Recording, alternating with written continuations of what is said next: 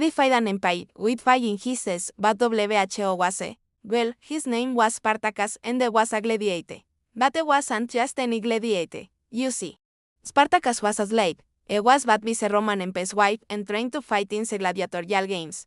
But after being whipped for refusing to fight, he escaped, taking the emperor's wife's life in the process. And so a manhunt was organized to find him, but Spartacus had an army of supporters. You see, as a gladiator, he wasn't allowed to own property or gain wealth, but he did have friends, fellow slaves who admired him and wanted to be like him, strong and free.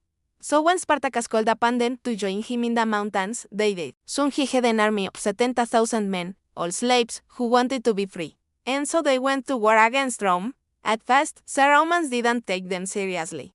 But then Spartacus and his army started winning battle after battle, taking land and giving it to the people. An entire nation built by slaves for slaves. The Roman Senate was weak. They didn't want this revolt to spread, so they sent in the best general they had, Marcus Licinius Crassus.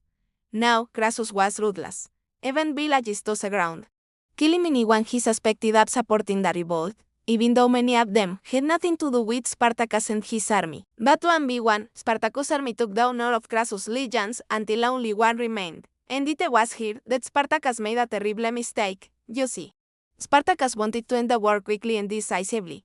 He wanted to lead his army into the heart of Rome and kill the emperor himself. But his advisors told him that this was a terrible idea. They told him that Rome was too big and too powerful. But Spartacus didn't listen. He charged into Rome with his army, hoping to take the emperor's life and end the war once and for all. But it was a trap. As soon as Spartacus and his army entered the city, they were surrounded by Roman soldiers. They fought bravely, but they were outnumbered. And in the end, Spartacus and his army were defeated. Many were killed and others were sold into slavery. But Spartacus' story didn't end there. In fact, it was just beginning. Because although he failed to defeat Rome, his revolt inspired others to keep fighting for freedom, even if it meant going down in flames. Are you inspired by Spartacus? Do you think you would have done things differently if you were in his shoes? Let me know in the comments below. And if you enjoyed this video, please subscribe and come back for more. See you next time.